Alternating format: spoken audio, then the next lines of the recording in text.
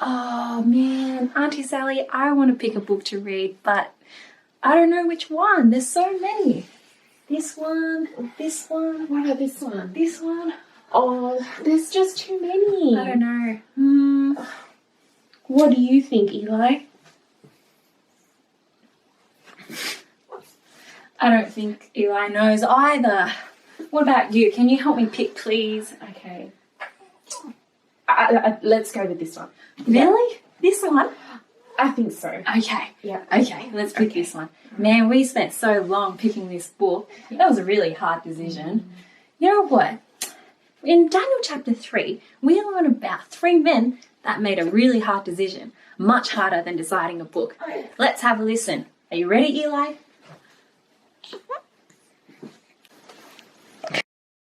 We've been reading the book of Daniel in the Bible. At that time, King Nebuchadnezzar was king of Babylon. He was the most powerful king in the world. One day, King Nebuchadnezzar decided to build a statue, a very, very big statue. The statue was made of pure gold. King Nebuchadnezzar set his statue up on the plain and commanded all to come. When everyone had assembled, King Nebuchadnezzar's command was read out. People from every nation, when you hear the music play, bow and worship King Nebuchadnezzar's statue of gold. If you do not bow, you'll be thrown into the blazing furnace. As soon as the music began to play, the people fell to the ground and worshipped the statue. Everyone, that is, except Shadrach, Meshach, and Abednego. Shadrach, Meshach, and Abednego would not bow down. They would not worship the king's statue. When King Nebuchadnezzar heard that Shadrach, Meshach, and Abednego refused to bow, he became very angry. Shadrach, Meshach, and Abednego were brought before the king. King Nebuchadnezzar demanded, "Is this true? You refuse to serve my gods? You refuse to bow before my statue? I will play the music again, and if you bow down, good. If you do not, you'll be thrown into the blazing furnace. What God will save you then?" But Shadrach, Meshach, and Abednego replied, "You can throw us into the blazing furnace.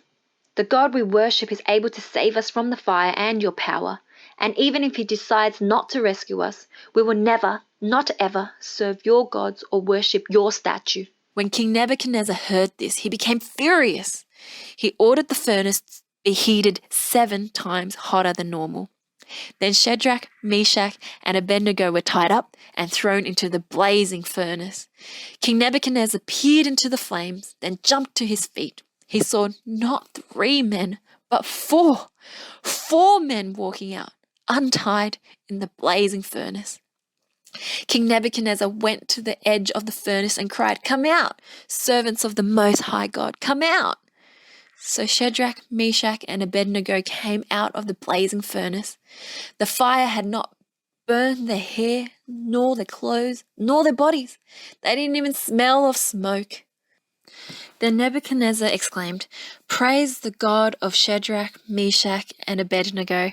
They refused to obey my commands. They served their God and their God alone, and he sent his angel to rescue them.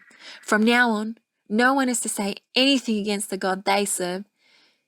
There is no God like him who saves with such power." No matter how hot that fire got, Shadrach, Meshach, and Abednego would not bow before King Nebuchadnezzar's statue. That's right. They would never, ever worship King Nebuchadnezzar's statue. And if God chose not to save them, even then they will never, ever bow. They chose to worship only one, the true and living God, the God who saves. And he saved Shadrach, Meshach, and Abednego from that fiery furnace.